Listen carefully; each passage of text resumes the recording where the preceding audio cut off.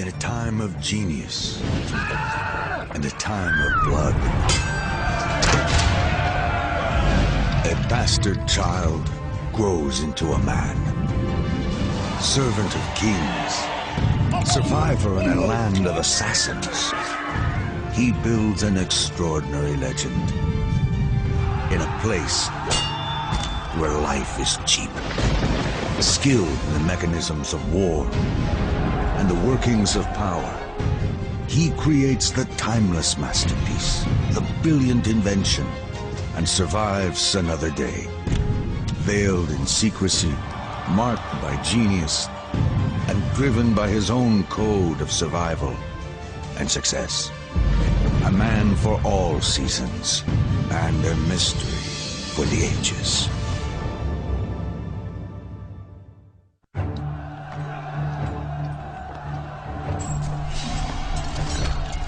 Constantinople, the capital of the Byzantine Empire. It stood as a symbol of Roman glory for more than 1,000 years. But after a brutal siege, it falls at last to the Muslim Turks. The Pope, Pius II, right after the fall of Constantinople, reminded everybody in letters he sent throughout Europe that this was a monumental event. The collapse of the mighty Byzantine Empire seems like the very end of civilization itself. But civilization is about to see a rebirth. With the old city, an old idea dies, and a new one escapes, finding refuge to the west, in the city-states of Italy. To the Byzantines, God is the center and meaning of everything. But a revolutionary idea, humanism, allows for the study of man and new explorations into science. It is a philosophy with the power to change the world. In studying God, we can study the theology and the philosophy of God.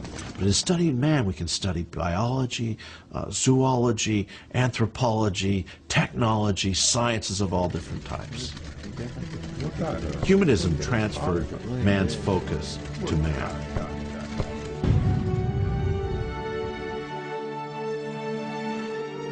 In the city-states of Italy, humanism ignites a new age. The Renaissance, heralding an explosion of new ideas, new inventions, and new discoveries. It is a time like no other. It's a nice time to be born as a really brilliant person.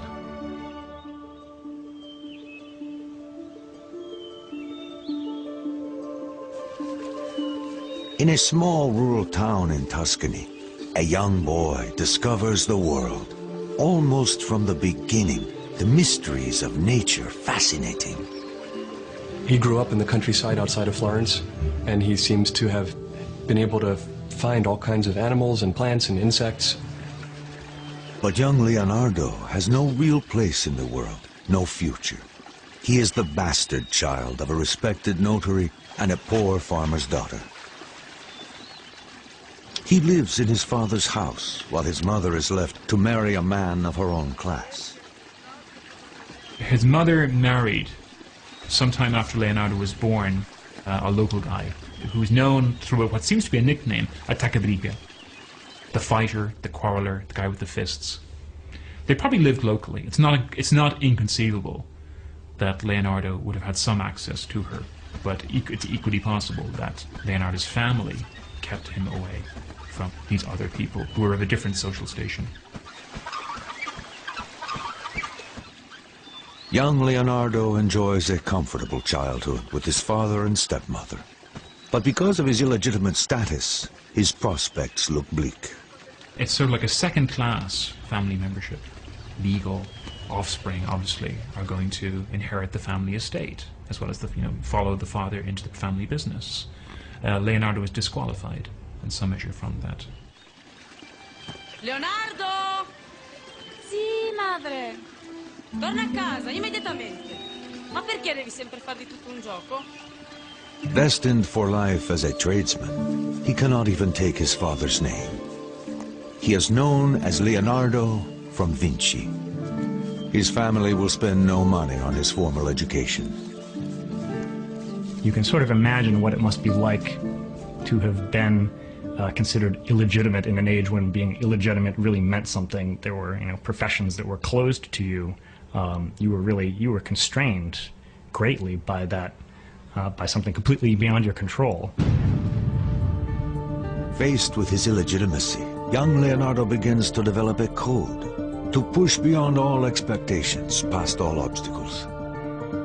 It will eventually propel him into the corridors of power and on to greatness.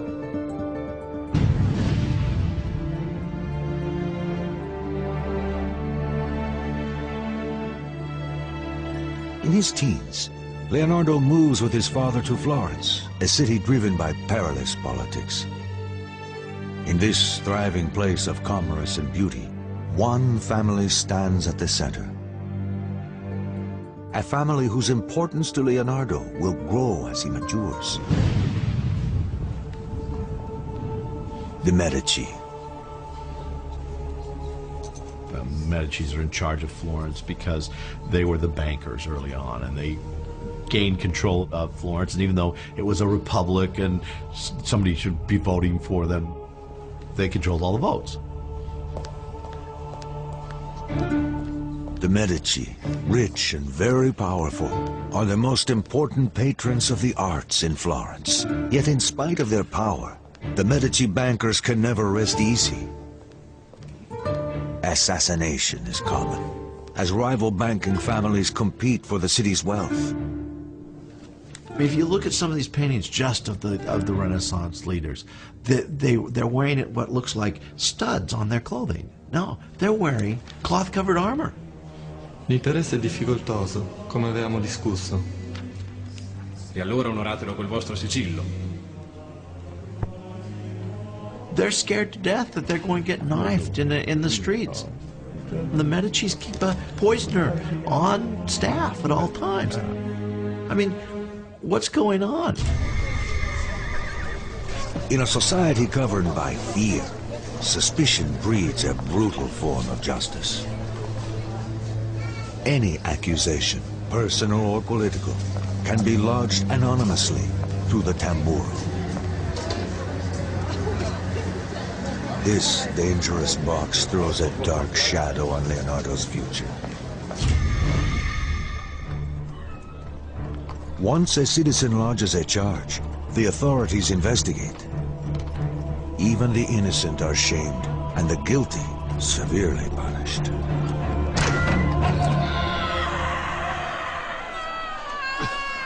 The sight of dead bodies executed in public is commonplace in a city like Florence, as it is throughout Italy. Leonardo lives in a time and place where life is cheap, particularly for the lower classes. He knows he must break free of his bastard status and earn a respectable position in society. And that means membership in the guilds. Florence is a city that is officially governed by the guilds.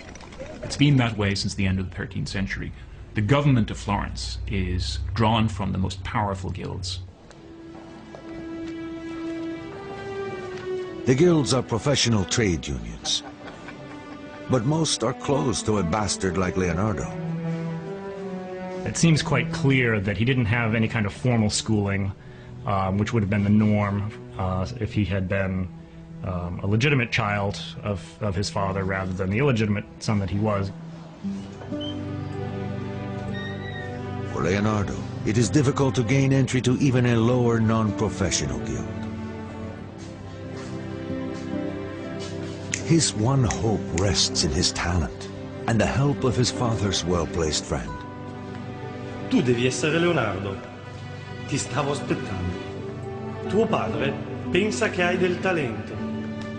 In 1468, when Leonardo is 16, his father sends him to Andrea de Verrocchio, a highly regarded Florentine artist.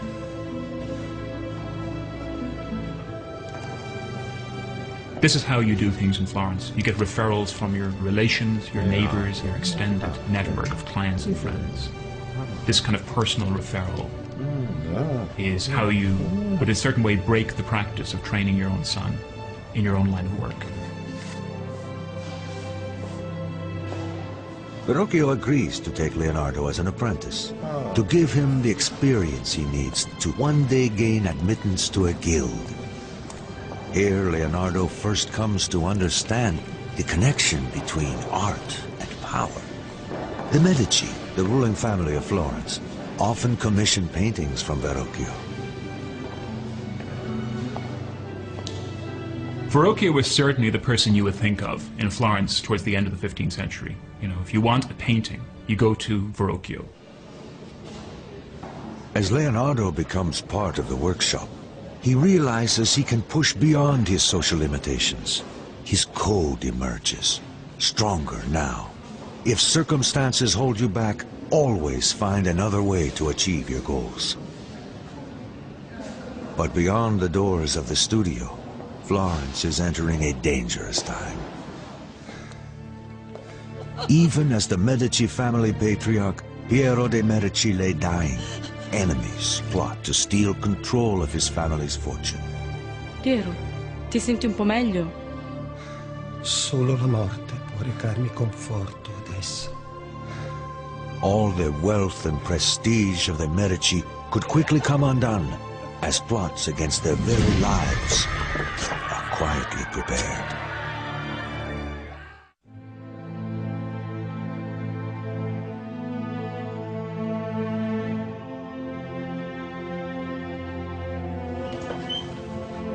As young Leonardo da Vinci arrives in Florence to establish a career, Florence finds itself at the brink of violence. The ruling family of Florence gathers at the deathbed of the patriarch, Piero de' Medici. Great danger awaits his son Lorenzo, only 20, as the rival banking family, the Pazis, plot against him. Questa è la mia ultima volontà per te, Lorenzo. Devi guidare questa casata e guidare Firenze. Nessun altro può farlo. Devi stare attento, molto attento. The Pazzi and Medici problems were problems of business. We don't think the business might end up in murder.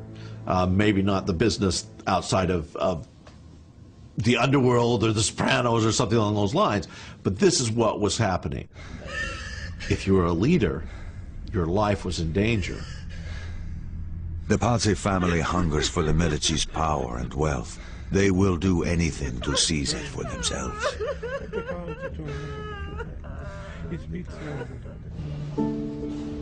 The young Leonardo is unaware of the political storms gathering around Florence. Though he will never meet them, the Medici will exert a profound influence on his young, ambitious life. In the studio, Leonardo works on, his code driving him to learn all he can, to excel beyond his teacher's expectations. His notebooks reflect the demands he makes on himself. The painter must develop all his skills, because there is no self-respect in doing one thing well and another badly. The Verrocchio workshop is active in all kinds of media, has command of technologies of different kinds. Not just painting, but painting on ceramics, marble sculpture, sculpture in bronze, other metallurgical enterprises, like the casting of cannons, the casting of bells. He joins Verrocchio at a crucial time. The maestro grapples with an incredible technological challenge. One of the things Leonardo would have seen in Verrocchio's workshop is the design and then the completion of a globe placed on top of one of the most important buildings in Florence. Saranno 2 tonnellate di rame dorato e deve essere bilanciato alla perfezione. Ma come, maestro? The construction of the 2-ton ball and the engineering required to hoist it to the top of the Duomo will rival the completion of Florence's grand cathedral dome itself. It will be made of copper, gilded with amalgam of mercury. You couldn't call the riggers and have them come do it for you. You had to do it all yourself from memory with the skills you had learned. So he picked up an enormous amount of not only artistic training, but practical engineering training and mechanical training, just being part of the studio. Leonardo studies the Cara Granda, or Great Hoist, which will lift heavy objects to the peak of the dome and the swiveling crane at the top. This early exposure to mechanical engineering will have great influence on his later inventions. In Verrocchio's studio, Leonardo sees how his talent might allow him to escape the limitations of his bastard origins, and he is about to have his first taste of the world he aspires to.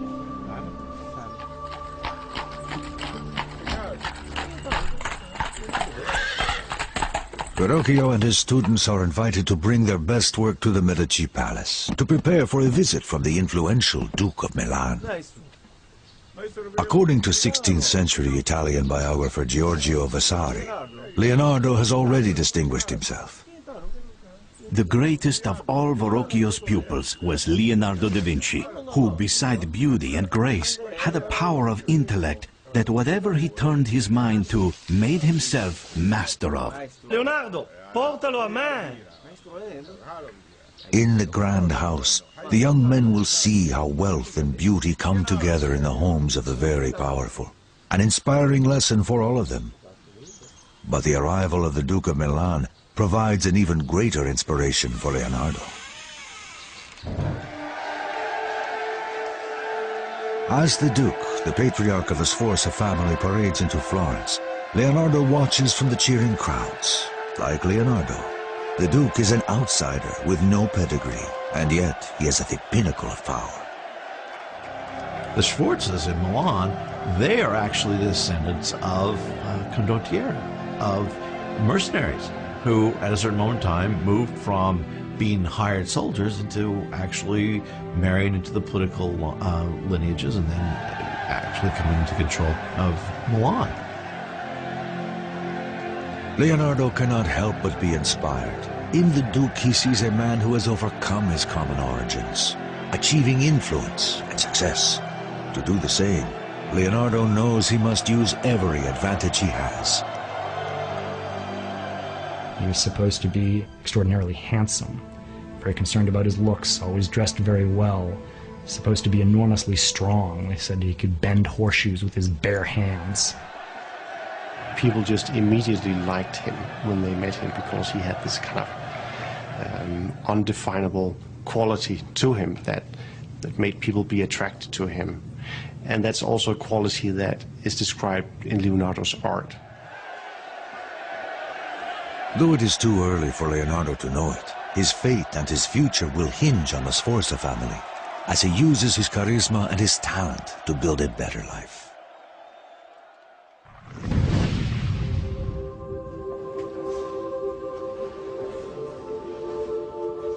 Leonardo is now 20. He completes his apprenticeship and has finally joined the guild as a painter. A huge step into the world of professional legitimacy. He can now seek high-level commissions on his own. But something holds him back. Da Vinci stays in Verrocchio's studio. Perhaps it is loyalty. Perhaps he is still unsure of his abilities. But he stays. The advantage there is he doesn't have to go out and set up by himself. There's every indication that Leonardo is temperamentally unsuited to opening his own shop. Usa un tocco leggerissimo qui, Leonardo. Leggerissimo. We can see a large number of commissions for paintings being, at least in part, turned over to the young Leonardo, so that he's a serviceable, adaptable, younger partner in the firm. And as he works, Leonardo's reputation grows, even reaching the attention of the Medici family. In the case of the Medicis and Leonardo, it appears, though, that they recognize very early on that this guy had great talent, and he was going to exceed his mentor and exceed his fellow students, and so they took a particular interest in him. Here in the workshop as Verrocchio's protege, Leonardo's first great work emerges. It is considered the oldest surviving Leonardo painting. The angel on the left, far in the corner of Verrocchio's The Baptism of Christ, is only a fragment, a tantalizing glimpse of the genius to come. It is only the mediocre pupil who does not surpass his master, Leonardo writes. And legend has it that Verrocchio, after seeing Leonardo's angel, never painted again. These are all qualities that you can look at that painting today and you can see that's the hand of somebody else, some exceptional painter who really is not present in the rest of this painting. Leonardo had an incredible ability to see motion and to capture motion in his paintings. For example, the ringlets of hair, which have a kind of bounce or spring. He was able to suggest that with paint in a way that no one else really could. Talented, connected, attractive, Leonardo knows what he wants and is on his way to securing it.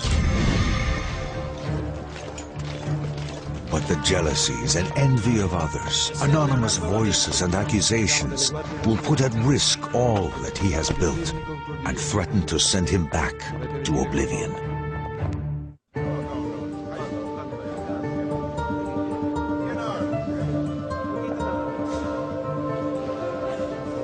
In a little more than a decade, Leonardo da Vinci, at age 24, transforms himself from the bastard son of a notary to a legitimate artist recognized by the Medicis, the most powerful family in Florence.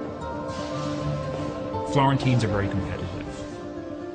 It's very, very frustrating to be an artist in Florence, but also competition makes things better, makes you do a better job as an artist. In Verrocchio's studio, his persistent experimentation with paint and technique sets him apart. This commitment becomes a vital part of his code, a way to push ahead of his competitors who are better educated. He records his thoughts in his notebooks. I know that I am not a man of letters. Experience is my one true mistress, and I will cite her in all cases. Only through experimentation can we truly know anything. Leonardo sets up this opposition between authority, which is transmitted through books, and people like himself, these maverick figures who operate outside normal professional boundaries, who investigate, who take things apart, to see what they're made of, to see how they work. A man of unusual sensitivity, Leonardo cherishes nature and will not eat meat, refusing to be a tomb for other creatures. To him, nature is the ultimate machine, and he holds its mysteries in respect and awe. He spends his life trying to discover how it works. The movement of clouds and water, the mystery of birds in flight. Science, nature, mechanics, Leonardo pictures them as one entity, to be captured through his creative life.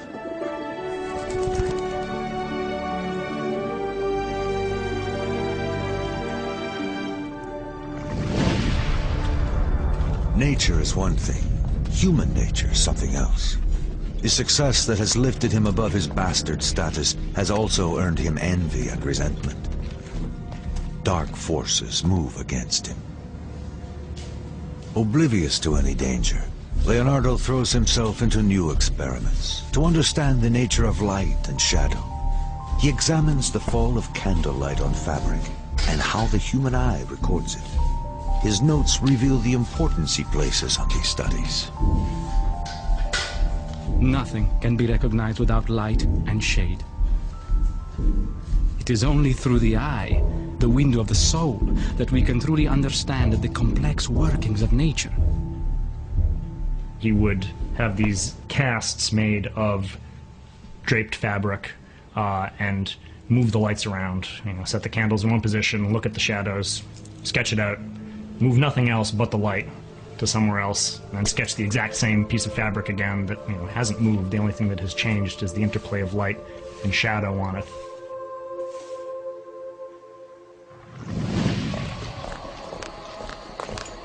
But in 1476, envy and betrayal catch up with him, born in the hands of the Night Watch, the dreaded secret police of Florence.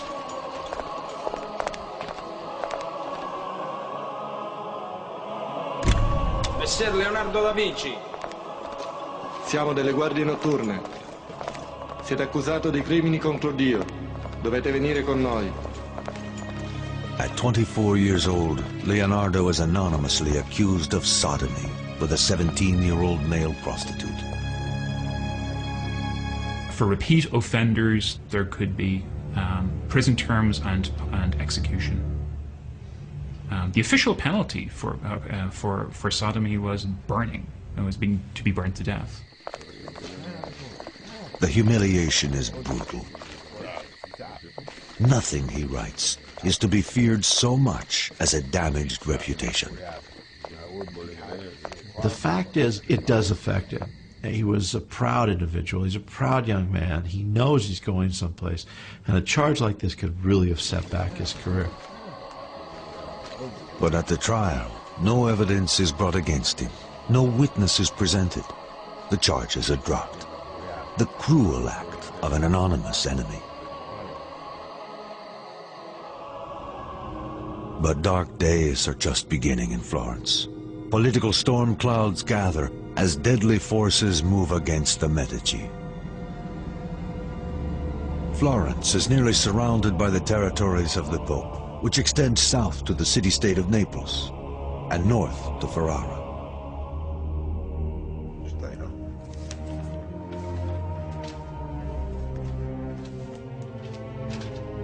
But this realm is not enough for the avaricious Pope Sixtus IV.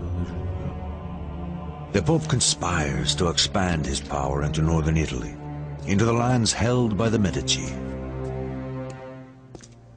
To break the Medici stronghold, Sixtus finds an eager ally in rival banker Francesco de Pazzi.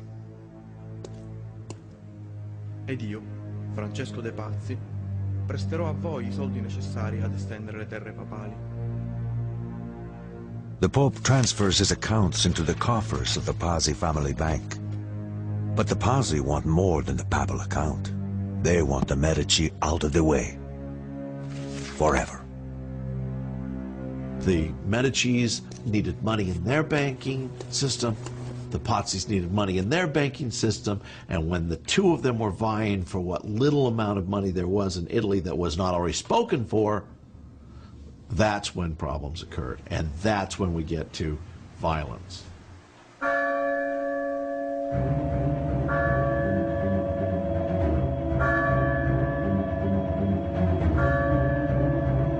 It is Easter. In celebration of the Prince of Peace, the Medici take their personal seats across the aisle from the Pope's henchman, Francesco de Pazzi. They have no idea of the danger they're in. At a prearranged point in the Mass, it begins.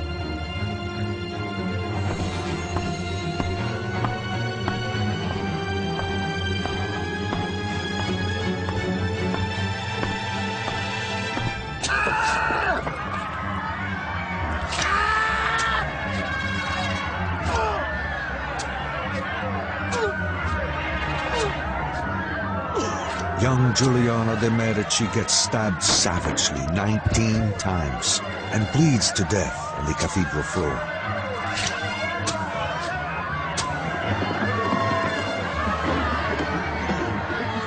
His wounded brother, Lorenzo, barely escapes. With the Pope behind them, the Pazzi family believe they will get away with their plot. They are dead wrong. The Medici supporters quickly rally, and the Pazzi uprising is put down with extraordinary violence. Lorenzo's counter-strike is swift and merciless. We get a sense of the Medici's power in the outcome of the murder, the immediate retribution There was no rights for the criminals. They were dispensed with, and they were dispensed with in a very public manner. That very day, Francesco de' Pazzi is hanged alongside a co-conspirator, the Archbishop of Pisa. They drag his body around, they chop it to pieces, humiliate it in all kinds of ways.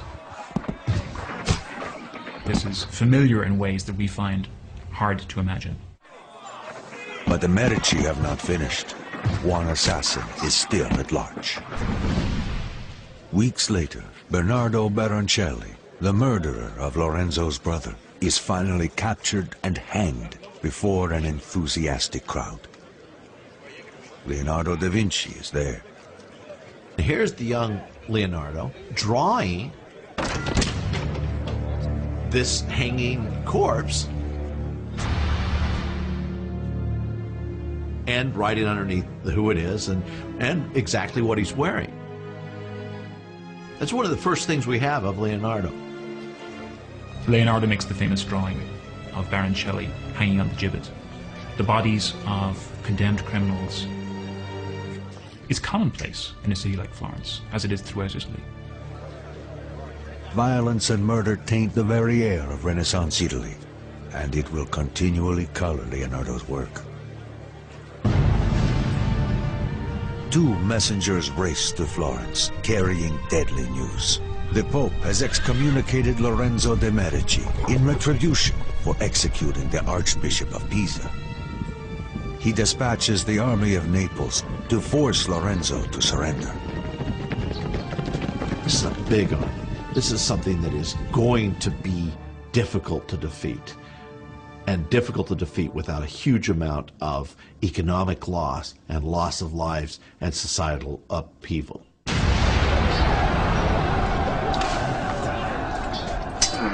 The Republic of Florence faces annihilation. Here in all its terrible glory is the greatest of the Renaissance arts, the art of war. Without a miracle, the city that has given Leonardo da Vinci his only real future will be destroyed without a trace.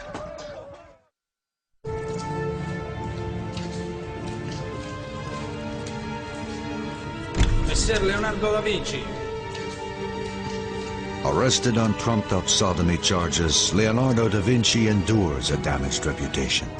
And then Florence itself is thrown into danger as war erupts with Naples. To punish the Medici for the execution of one of his archbishops, Pope Sixtus sends King Ferdinand of Naples to invade Florence and attack the smaller Florentine army. The Florentine forces, mostly mercenaries, fight with the sustained violence of professional killers. But the more powerful army of Naples quickly take the upper hand, smashing into the Florentine forces with unforgiving savagery.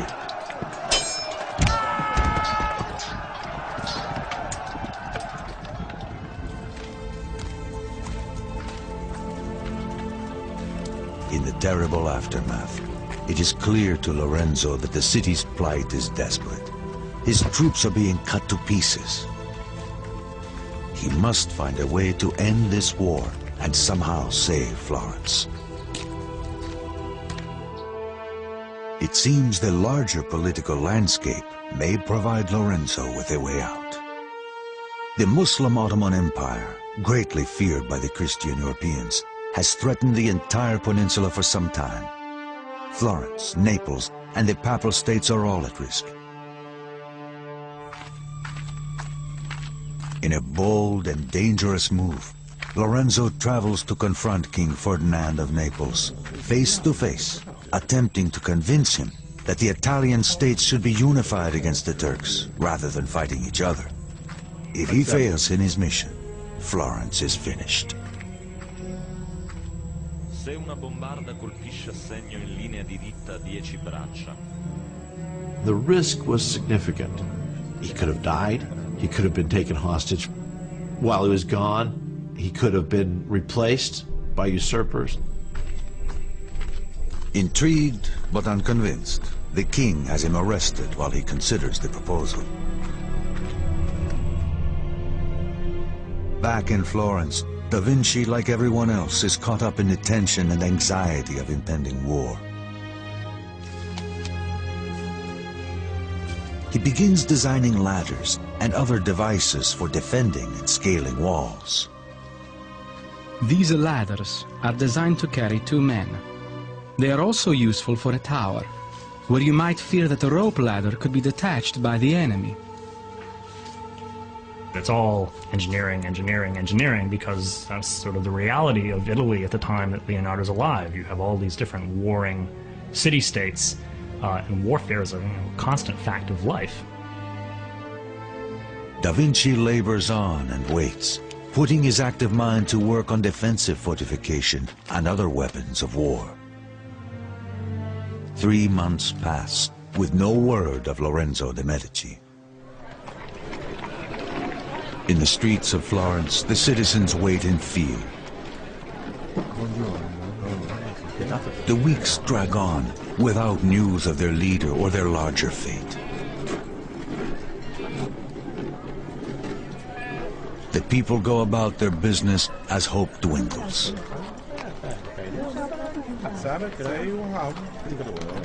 The Medici dynasty and Florentine independence seem doomed. They knew what their situation was. When Lorenzo's in the camp of an opponent, they must have been nervous. He could lose his wealth. He could lose the city. The Florentines could lose the city. And then, a commotion rolls through the streets.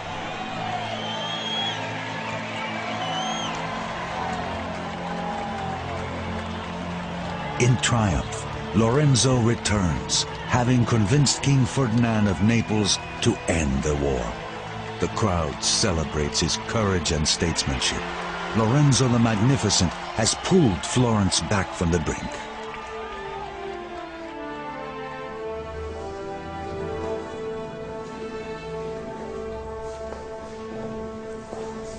As peace at last comes to Florence, Leonardo receives a commission to paint the Adoration of the Magi, an altarpiece for the monastery at San Donato a Scopito. It is his first important work. We have the Adoration of the Magi treated like nobody has really conceived this event before. Among the turmoil of figures that are surrounding the kind of serene Virgin and Child, this frenzy of devotional attention, there are rearing horses. It's a turmoil of men and horses. He forms the composition almost in a square, with a triangle made up of the Virgin and kneeling kings. But here, Leonardo is using the body of the horse to invest his composition with dynamic motion and energy, the sense of frenzy, the sense that this is almost like an apocalyptic event in the incarnation.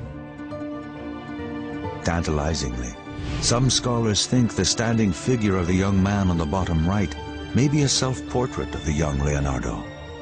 The work is considered an overture, a first statement of Leonardo's great work to come. But it doesn't go well. After devoting extraordinary time to the underpainting, he leaves it unfinished. His notebooks suggest his reason. To conceive an idea is noble. To execute the work is servile.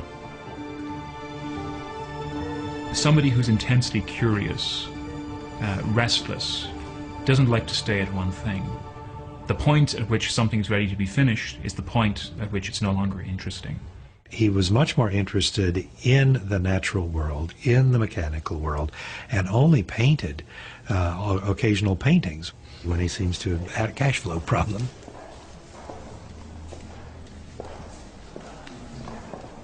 It is a bad time for Da Vinci to abandon his painting.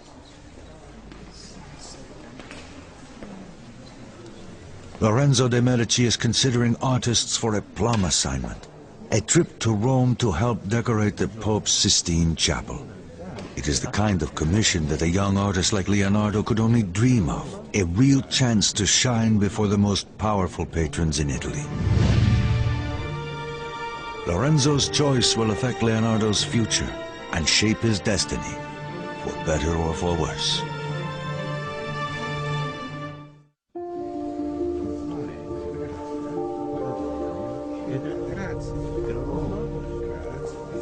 Even as word of Leonardo da Vinci's talent spreads, he appears to lose interest in his career.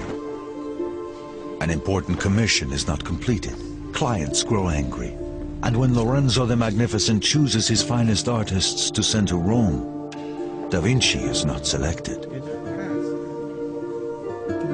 The Adoration of the Magi is one of the great masterpieces of the High Renaissance, and yet Leonardo was unable to finish it, and some believe that he had conceptualized the end of the painting in his mind, and that was enough for him, rather than actually going to the brush and doing it physically. And so he found himself in lawsuits a number of times because he couldn't finish his work. He cannot deal with the ordinary conditions of production, of clientage, of contract, supplying works to deadline according to a patron's specifications. He didn't finish anything. Psychologists today have names for these things. Perhaps he was ADD. Perhaps he was obsessive compulsive. Maybe he was anxious. Maybe he was depressed. We don't know exactly what his ailment was, but there seemed to be something afflicting his mind. It seems that Da Vinci's greatest gifts, his restless imagination and endless stream of ideas, complicate his drive for success. Again, circumstances hold him back, and he must find another way to achieve his goals. You're not really sure he wanted to be an artist. That was his inroads into the court life and into the patronage life. But when he gets there, he almost kind of leaves it behind. Unsatisfied with painting, Da Vinci decides it is time for a change. His code demands that he find another channel for his ambition. He needs a fresh start and new opportunities. And so he travels to Milan. As the most northern of the Italian states, Milan is the most vulnerable to foreign invaders. And so it is heavily militarized, a center for weapons production and military technology.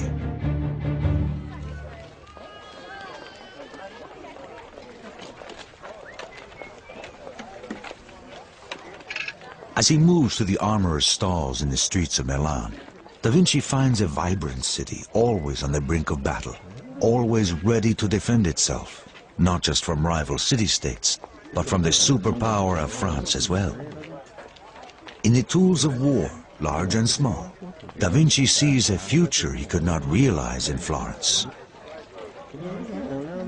Italy is a theater of war, as local powers call in the bigger powers of Europe with disastrous results.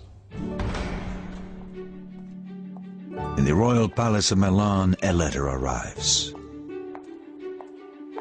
Carefully worded and boastful in tone, it presents to the acting Duke Ludovico Sforza the credentials of Leonardo da Vinci, not as an artist, but as a genius of military engineering. I have plans for extremely light and strong bridges, adapted to be most easily carried.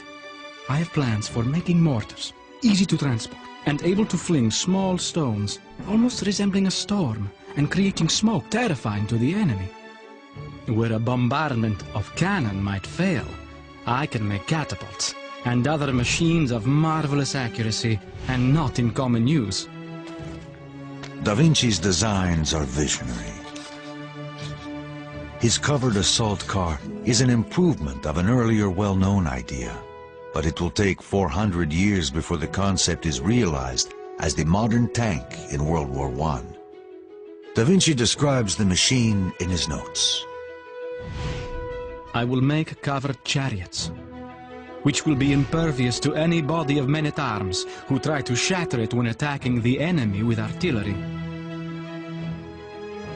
The real innovation is its mobility, hand-cranked by men or horse-powered.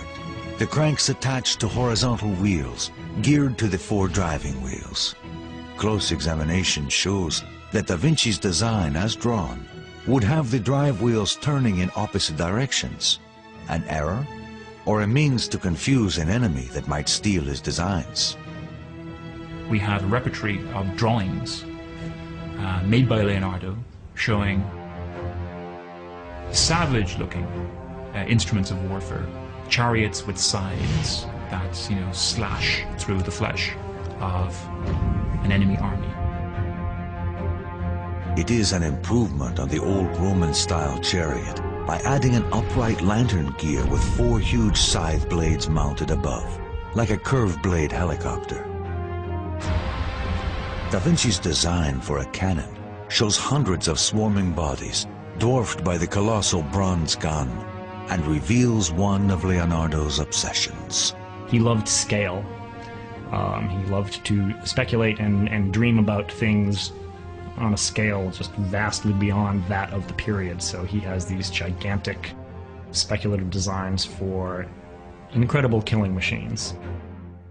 Da Vinci's fantastical weapon designs are typical of his continual pushing beyond the ordinary, always dreaming in the extreme. In his life, it will be a pattern, a part of his code, never be limited by what has been done before, or what others might think. He certainly sells himself as somebody who has secrets, somebody who knows the technology of military engineering, making guns, making weapons. Da Vinci hopes that Ludovico Sforza, the acting Duke of Milan, will commission him to build these war machines. Ludovico Sforza is the brother of the assassinated Duke of Milan. He's acting as the regent, basically the effective ruler of Milan. And he's basically controlling the defense policy, the foreign policy of the Milanese state. Ludovico will hold power only until his timid nephew, Jan Galeazzo, comes of age, if he ever does. Tu scegli, adesso vai pure, ho degli affari da sbrigare. I think everybody expects that the one thing that Ludovico really wants is the Dukedom of Milan. He's prepared to go to extraordinary lengths to get it. But the armies of kings and the cruel uncertainty of politics will overturn Ludovico's dreams of glory and everything that Da Vinci has hoped for.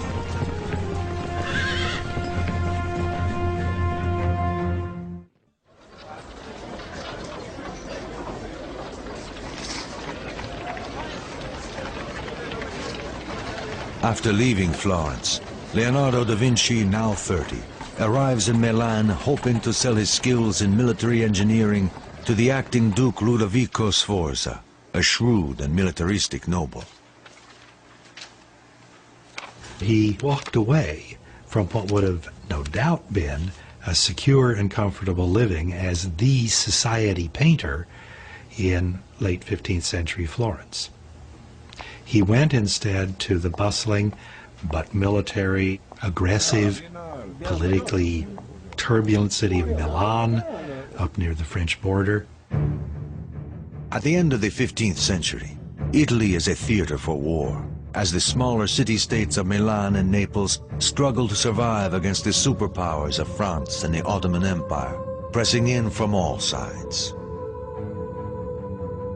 Cleverly exploiting these unstable politics, Leonardo's letter to the Duke outlines every imaginable military skill he has as an engineer. Fortress design, cannon construction, siege machines. Only in the very last line does he mention that he is also a painter.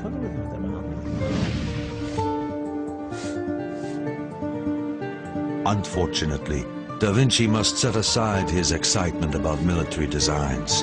The Duke needs a portrait of his mistress.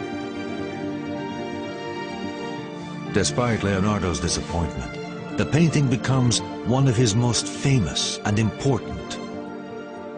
The Lady with an Ermine. It is revolutionary. The first time a portrait shows the sitter's thoughts or feelings through posture and gestures. This relates to a series of interests being pursued by Leonardo about the motions of the mind. You know, as the mind moves, so the body expresses the motions of the mind. Or as Leonardo would say, that's where the movements of the soul make themselves most manifest. Her head turns to the right, as if distracted by something to the side.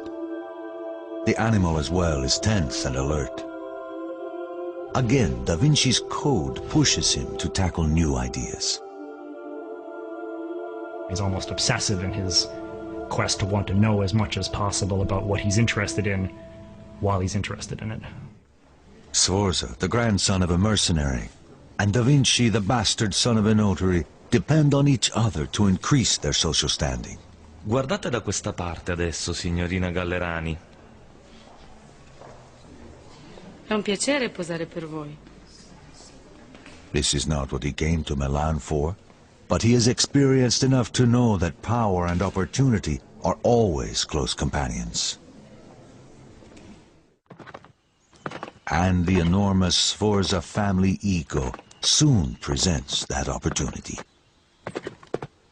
The Duke commissions a colossal statue of his father, astride a powerful stallion, and so Leonardo begins to study the proportions of horses, using a small and docile model as his subject. The distance between one ear and the other should equal the length of one of the ears. The length of the ear should equal a fourth of the face. Sforza wants a statue larger than any other, the biggest horse monument ever seen. It's often held that these warlord princes used art as a means of making themselves look more permanent, more legitimate, more established than perhaps they were in practice. The Sforza have only been around from 1450, but their equestrian monument is going to outdo all others that exist. Leonardo considers the challenge of creating the 24-foot-high statue a career-making opportunity, a triumph of art and technology to last the ages. He will devote more than a dozen years of his life to the process. It was going to be a statue on a scale so much larger than anything that had come before it that it required all kinds of new technologies to figure out how to make this thing. Extending his vision and skill to the utmost, Leonardo will create countless smaller clay models and devote the next several years to figuring out how to cast the Colossus in 60 tons of bronze. Because he wanted to cast the horse in particular as one piece, this would have been cast upside down, he had to dig casting pits. Well, Milan is built in a river valley and there is a water table down there. The head of the horse pointing downward would have been just about at the level of the water table. And if you in fact start heating up the water table in an area, you will create some very serious problems, possibly even an explosion. So in other words, he was working very close to the limits of the possible. This is the very essence of Leonardo's code, to push beyond the expected, not only in his work, but in his life. And as the great horse slowly takes form, Leonardo turns his lively mind again to weapons of war. Like the horse, his designs are huge, monumental. He always engineers these things that are just enormous, much, much larger than anything that existed at the time. And the giant crossbow is sort of the poster child of this mentality. It's about the size, probably, of a tractor trailer in length. The construction is highly advanced, with the bow to be built of laminated sections for the greatest strength and flexibility. The bowstring, drawn back by a worm gear, can be fired silently. People look at Leonardo's drawings of things like the giant crossbow, and they seem to think that this is an original idea. It isn't. What Leonardo is doing is taking an idea that's fairly commonplace and seeing how far he can push it. He begins his famous notebooks, an obsession that lasts his entire lifetime and confounds us to this day. It's estimated he will fill over 15,000 pages before he dies. What did he write in his notebooks? Everything. Laundry lists. Don't forget to get the money that so-and-so owes you. I need this at the store. Moving lists. Sketches of people that he saw on the street who had interesting faces. Notes to himself of anything he wanted to remember. Leonardo often composes these notes from right to left, even forming the letters and words backwards, as if in a mirror. People would speculate, and still speculate, that he was trying to write in code. He didn't want people copying his ideas. Maybe he was saying things that he didn't want people to be able to read. But the most likely reason is simply that he learned to write as a left-handed child, and so composing left to right, even writing backwards, came naturally to him. By this time, Da Vinci has taken an assistant. His name is Giacomo, a young boy from the lower classes, destined to limited prospects. He helps Leonardo build the many mechanical contraptions and novelties for Ludovico Sforza's elaborate parties. Giacomo, perché devi sempre giocare con tutto? E dammi quel pianeta. Da Vinci comes to call him Salai, meaning little devil. The mischievous boy will stay with Leonardo for the rest of the artist's life.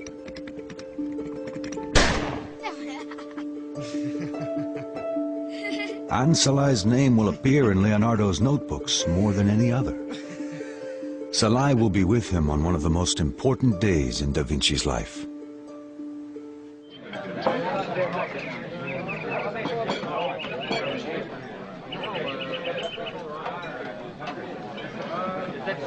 Ludovico stages an elaborate family celebration, which features Leonardo's colossal clay model of the Sforza horse, unveiling it for the first time before the nobility.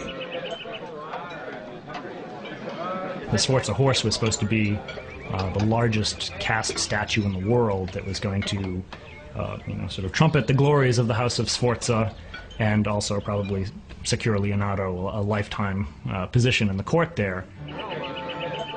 The party, like Da Vinci's horse, is a celebration of Ludovico's power. The attendees include Ludovico's beautiful wife, Beatrice d'Este, and his nephew, the real Duke, Jan Galeazzo, now 25. It's become quite apparent that young Galeazzo Sforza has been sidelined by Ludovico, his uncle, who really has designs on the duchy for himself. Jan Galeazzo will never assume power. Within the year, he is dead. Some say poisoned, making Ludovico the Duke at last. With nothing to curb his ambition, he will set Milan and Leonardo on a collision course with war. Siamo pronti, Leonardo!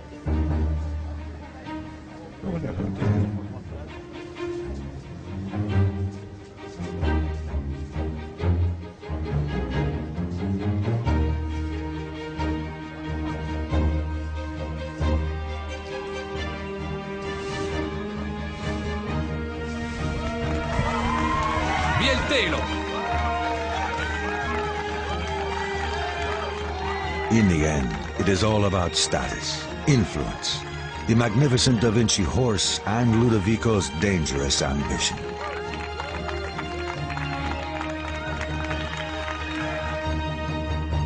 In 1494, as the new Duke of Milan, Sforza joins forces with France. Together, the powerful allies invade the Italian city-state of Naples. The risky move puts Milan and Leonardo's plans for the great horse in jeopardy.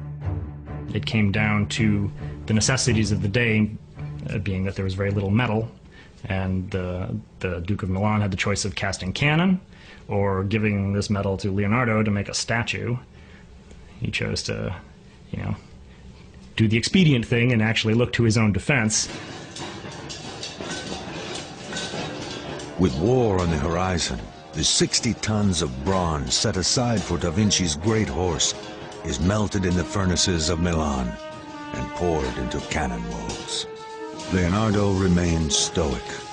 As His Excellency's mind is occupied elsewhere, the arts are put to silence. Of the horse I will say nothing, because I know the times. The Duke, still eager to establish a great legacy for the Sforza name, gives Da Vinci a new commission, a religious mural for the court church Santa Maria della Grazie, to be decorated with his family coat of arms. it will become one of the world's great masterpieces. But to the priest's consternation, years pass with no sign of completion. Maestro Leonardo, quando pensate sarà finito? Ho solo bisogno di mettere una faccia a Giuda. No, fermo lì. La vostra sembianza sarà perfetta. Leonardo spends more than 3 difficult years on the mural, a complex and beautiful rendering of Christ's final meal with the apostles. It is called the Last Supper. Revolutionary for its time, Leonardo's painting captures the dramatic moment when Jesus tells his apostles, "One of you will betray me." In his writings, Leonardo describes how the gestures and faces of the apostles convey such intense distress. One twists the fingers of his hands together and turns grim-faced to his master. Another, with hands outspread, showing the palms, shrugs his shoulders. DaVinci's attention to human response reveals his obsession with science. He mastered anatomy, he was a master of geometry, he mastered perspective, and by utilizing all these sciences, Leonardo could create an art that was scientific in a way. Painting was a source of knowledge, just as geometry was a source of knowledge. But in the Last Supper, Leonardo pushes his scientific approach too far as he experiments with his paints, incorporating oil, which proves incompatible with the plastic base. So he decides he's going to try a new technique at drying the fresco, and it doesn't work. In fact, it destroys much of what he has labored to do. Within decades, dampness in the wall begins to disintegrate the oil-based paint. But Leonardo will not be there to see it happen. France, Milan's former ally in their war against Naples, now has a new king with a new goal, the submission of Milan. Leonardo is about to lose his patron, his security, and everything he has struggled for.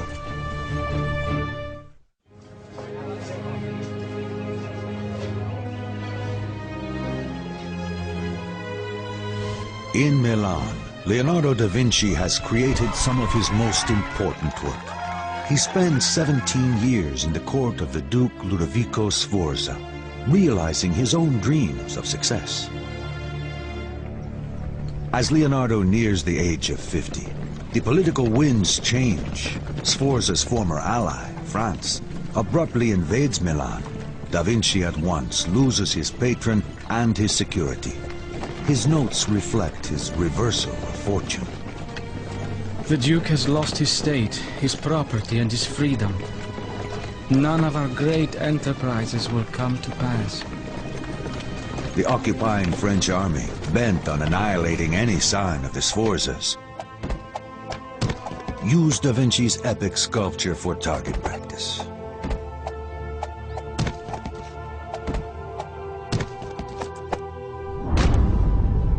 It was a symbolic act. It shows how closely these equestrian monuments were identified with the power of a certain ruler. Then secondary, it was a great work of art. But first of all, it was a symbol. Da Vinci learns in this cruel act how fleeting his success might be, and how vulnerable he is to the fickle nature of politics.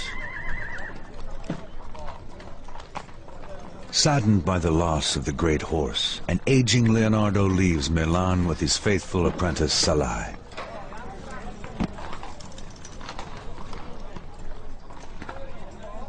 All his work must be left behind. The shattered horse, the Last Supper, all abandoned. With the fall of the House of Sforza in Milan, Leonardo was out of a job, and there began a period of his life where he wandered about. His notebooks reflect his state of mind. Patience protects against misfortune as warm clothes protect against the cold. The warmer you dress, the more powerless the storm. In the same way, increasing your patience in the face of great wrongs renders them powerless against your peace of mind. His travels take him to Venice, now threatened by the growing power of the Ottoman Turks. Perhaps here he will find a market for his innovative weapons and fortifications. One of the interesting things I think about Leonardo is considering how much of his career he spent not working as an artist. He's always thought about first and foremost as a painter, but if you look at the number of years he was employed by various patrons, a big chunk of it was spent largely as a military engineer and as an entertainer. He approaches the Duke of Venice with a variety of ideas, even a diving suit and snorkel system for underwater warfare. In his writings, DaVinci describes his complex design. A breastplate of armor with hood, doublet and hose, and the wineskin to hold the breath, with half a hoop of iron to keep it clear of the chest. When you deflate the wineskin, you will go to the bottom, pulled down by sacks of sand. When you inflate it, you will rise to the surface. He seems sometimes almost not to really belong to his age, in a day when they didn't even have mundane things like regular ways of keeping time. Leonardo is thinking about walking on the bottom of the ocean and flying in the air with the birds and developing self-propelled vehicles. He just has such a completely singular vision of pretty much everything around him. Da Vinci's ideas are centuries ahead of his time. His code has led him to dream the impossible. But Venice has no interest in his inventions. He is considered a foreigner, and his visionary ideas create only suspicion. Rejected, he must pursue his dreams elsewhere. He travels back to Florence, the land of his boyhood.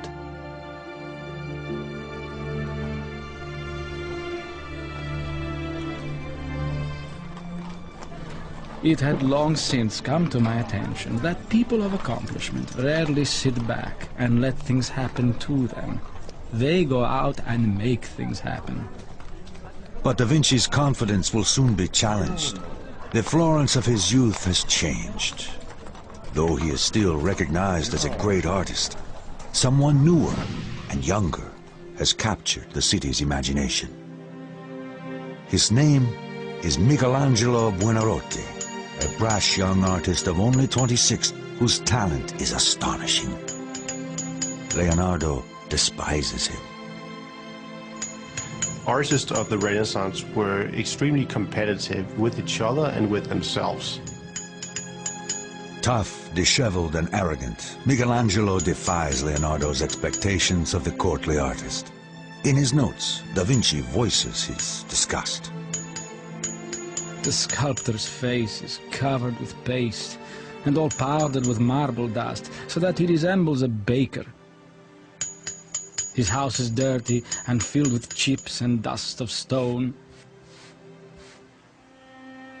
With the painter, it is just the opposite. Well-dressed, sitting easily in front of his work and moving a very light brush. His home is filled with music, unspoiled by the pounding of hammers.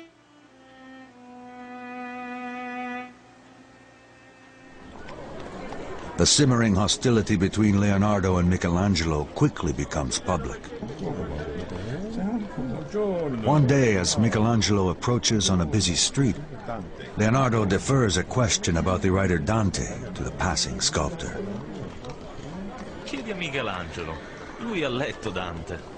Spiegatelo da solo. E già che ci sei, spiega come hai imbrogliato la gente di Milano con il tuo impossibile cavallo. Stung by the insult, reminded of his failure, Da Vinci is bitter. He continues to mock Michelangelo's work. I think I'm quoting him accurately when he criticized painters like Michelangelo for whose anatomy, he said, made people look as if they were bags full of walnuts. Almost 25 years older than Michelangelo, Leonardo is dispirited, packing up his paints each night with less passion than the night before. His writings reflect his growing despair and increasing age. Oh, time, devourer of all things. Oh, spiteful age, how you destroy and consume everything with the relentless teeth of years, little by little in a slow death. Dejected, Leonardo finds opportunity in one of the most unlikely of patrons. A man whose treachery surpasses all others, even in this violent time. His name is Cesare Borgia, and he is bent on carving a bloody path to power straight through the heart of Italy.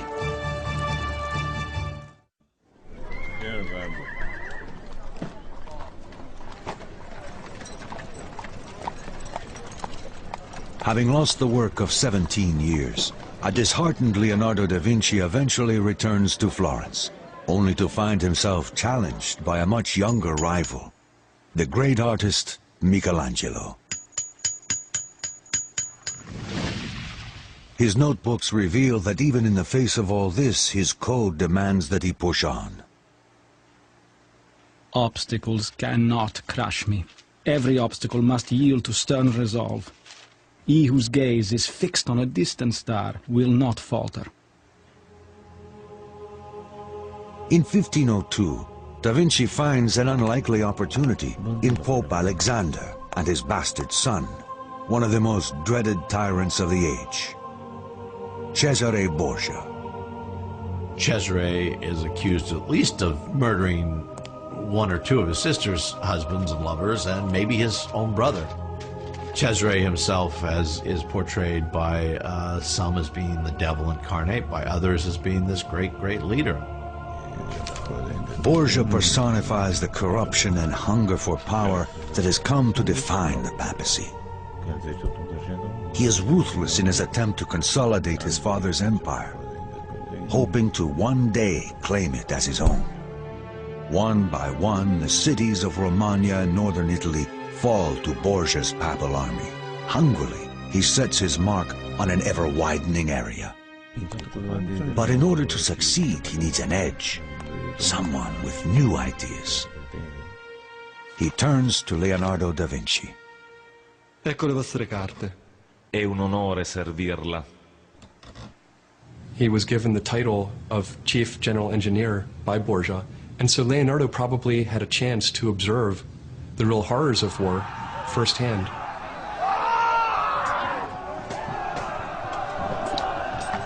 The villages of northern Italy become Borgia's slaughterhouse as his mercenary armies move to expand the holdings of his father, the Pope. Borgia has been described as one of the cruelest men in Italian history, and in fact Borgia was the subject of Machiavelli's book The Prince, as the model warlord who could achieve this unification of Italy. The death of the innocent means nothing to Borgia, as he seizes whatever he desires. He makes a reputation as a man of extraordinary cruelty, pragmatic, intelligent, and deadly. Da Vinci serves his patron well, supervising the building of defensive works, towers, trenches, and weaponry. He is finally given the opportunity to pursue military designs, to practice the art of war. For Borgia, Leonardo's greatest skill lay in his unique bird's-eye view map, a key to success in battle. By handing these maps to Borgia, Leonardo was enabling this warlord to run his troops through the night and arrive ahead of time at the battle and have a chance to win. And so the relationship between Leonardo and warfare is very complex. Da Vinci and the ruthless Borgia work well together, each with a complex mind, each actively ambitious. In the mechanics of war and the subtleties of power, Leonardo excels. This may be one of the things that Leonardo is never given credit for. He seems to know the political winds, and he seems to blow quite nicely with it. And he fits in very well with Cesare's court. Although Borgia's savagery is well known to Da Vinci, the violence suddenly becomes more personal when Borgia orders the brutal execution of 3 captains. One, Vitellozzo Vitelli, is a friend of Da Vinci's. the artist is repelled. His writings reflect his growing doubts. Truly man is more savage than beast, for our brutality exceeds theirs. We live by the death of others. He finally decides that even animals, they kill for a reason. Human beings, it becomes part of their nature, just to kill.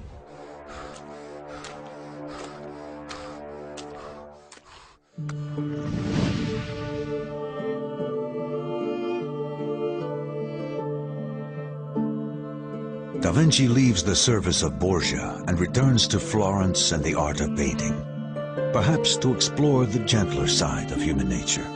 There he begins the one work for which he will always be remembered. No, non ridete. Sorridete. È divertente ma non isterico. Pensate cose dolci. Pensate al vostro amante. Giusto. It is called the Mona Lisa. No one knows who she is, or if she even existed at all. As he paints, Da Vinci keeps her amused with music and entertainment. Leonardo says in his writings that faces are most beautiful at dusk. He captures this effect by using transparent films of paint, a technique which is later called sfumato, which means kind of literally smoking, kind of a smoky effect. You can see it in these almost invisible transitions from light to shade, which are so enigmatic and so incredible that anybody could paint that with brushes. It's really a great display of virtuosity. People often talk about the Mona Lisa smile as being mysterious. If it is mysterious, it's because Leonardo da Vinci has shaded the corners of her mouth and eyes, which are some of the most expressive features of the human face. Is to suggest that the Mona Lisa is a painting of a mystery, that there's something very, very secret going on with the Mona Lisa. And we get the elaboration of this myth of secrecy about the Mona Lisa smile. Or who is the Mona Lisa? You know, is she Leonardo's lover? Is she Leonardo himself? History does not reveal her true identity. Da Vinci's biographer Vasari identifies her as Mona Lisa Gioconda, the wife of a merchant. But Vasari never saw the painting, and Da Vinci himself never left any clue. Carried it around with him for years, and he kept working on it. Never quite done. The only reason it exists in the form it exists today is because he died. The Mona Lisa remains forever a work in progress, a physical manifestation of his code, of his commitment to achieve the impossible, perfection in painting.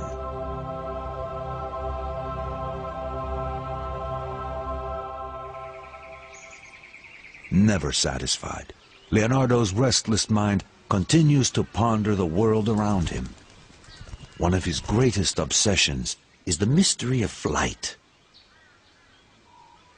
I mean, in a day when there is no stop-motion photography, he was able to look at birds in flight and actually see that birds don't just flap their wings up and down. It's a very complicated sort of figure-8 motion of the bird's wing tilting and coming up and turning and pushing down with every single beat. He uses his knowledge of engineering to design machines that he hopes will be capable of flight, and he makes a bold prediction. There shall be wings for man. If it is not accomplished by me, then it will be someday by some other. He adapts a child's spinning toy into a design for a hovering apparatus, using a helical screw rather than a rotor as modern helicopters do. He creates bat-winged flying machines whose wings would flap like a bird with an elaborate framework, one that even includes a rudder-like flight control. There is a legend that he tried to actually fly a machine and that the machine crashed and someone broke a leg in this attempt. Leonardo's machines are amazing and fantastic in the way that fantastic is fantasy. Maybe they didn't work, but they mean so much as far as the mind is concerned, as far as his actual ability to think beyond the box. But he seems to have realized that the amount of power necessary to make one of his 6-foot-long wings flap was more than a person could provide. So then he starts getting into more complicated designs that actually involve motors of some sort that will actually store up enough energy so that you can get them to flap for a while before the motor stops. Only late in life does he consider the idea of a single fixed wing, the idea that will eventually lead to successful flight hundreds of years later. For all his striving, for all his extraordinary designs, he never succeeds in solving the great challenge of manned flight. But for almost his entire life, he keeps trying.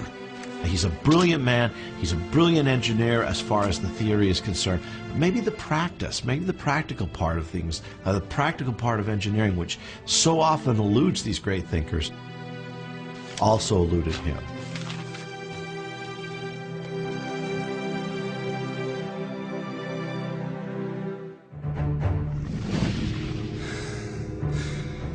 Despite Leonardo's frustrations with engineering, it is with a far more complex machine that he achieves his most remarkable success. His grim obsession with the moment of death leads him to master the workings of the human body itself.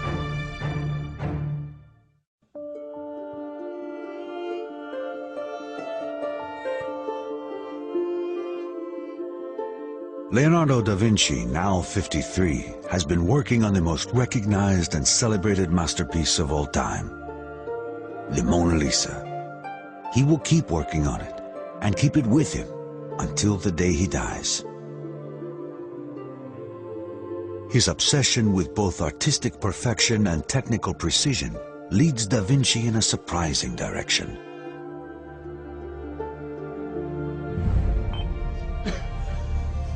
He turns his insatiable curiosity to the study of life's greatest work of art, the human body.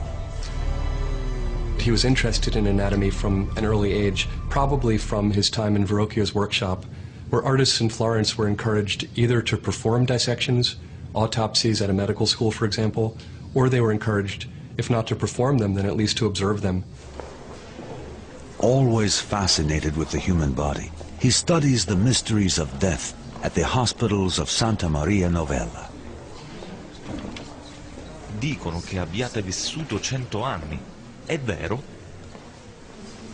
100 anni? Non è così difficile. Non sento dolori. Solo stanco. Tanto stanco. E terribilmente debole. He's interested in the way that the pieces of the human body, which is, after all, a very intricate mechanism, the way the pieces of this mechanism fit together. Within hours of the old man's death, Da Vinci descends into the cavernous morgue to dismantle nature's ultimate machine. We might be surprised that Leonardo's dissection of human corpses wasn't frowned on by the church of his time. That seems, though, to be more of a modern concept and modern prescription. Here he will make an astonishing discovery, centuries ahead of its time. I conducted an autopsy in order to determine the cause of such a peaceful death, and found that it was caused by the failure of blood flowing into the artery that feeds the heart and other lower members, which I found withered and shrunk. In 1507, Leonardo makes history's first description of arteriosclerosis by comparing the circulatory system of the elderly man with that of a child's.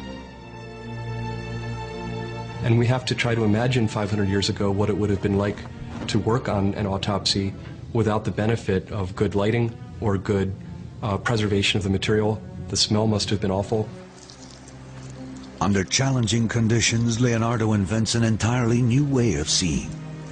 Later, his cross-sections and exploded diagrams will profoundly influence the modern method of visualizing anatomy and machinery. His code, like the man himself, becomes mature. experimentation continues to be the primary engine in his effort to achieve what no one else could. I am inspired by the urgency of doing. Knowing is not enough. We must act on it. Being willing is not enough. We must do.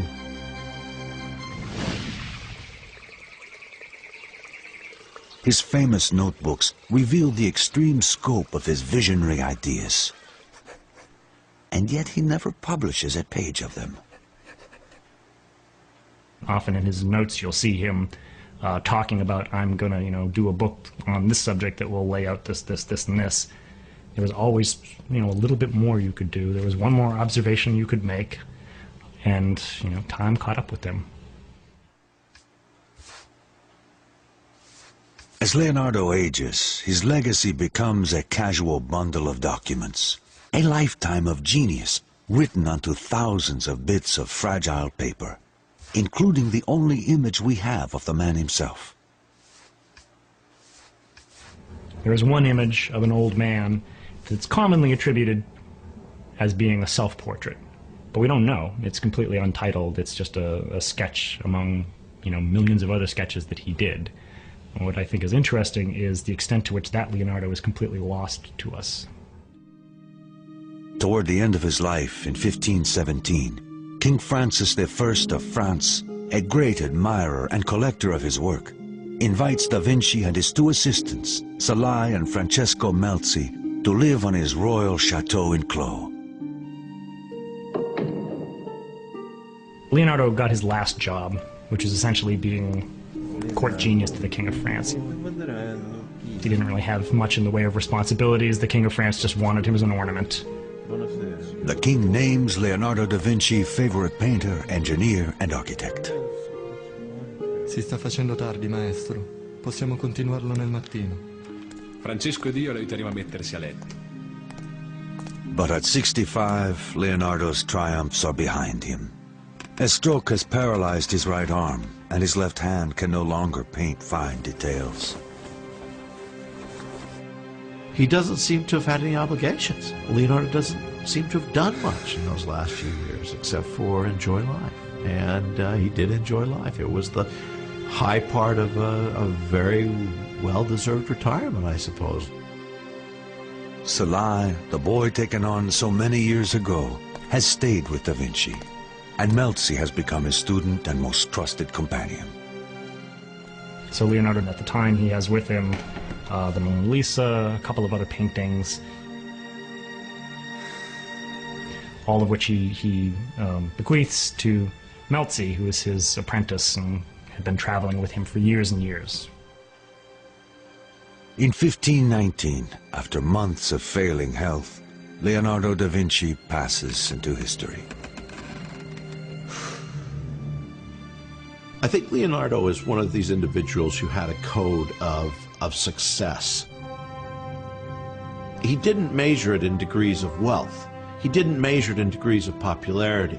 He measured it in how he felt about his own achievements. To me, Leonardo da Vinci represents something about human beings themselves. He represents someone who overcame a number of social obstacles and really does show what we're capable of. His ability to see so far beyond his present-day reality is, I think, one of the things that makes him eternally popular. And we have a body of writing. We have a trail of documents. But Leonardo, it's a complicated mosaic. Painting was a source of knowledge. To Leonardo da Vinci, painting was a science. He can inspire all of us today, regardless of who we are, to try to make the most of our lives as we can. Da Vinci's genius catapulted him out of obscurity and into the courts of kings. By refusing to compromise his own intellectual code or be crushed by adversity, he becomes the most important man of his age. He becomes immortal.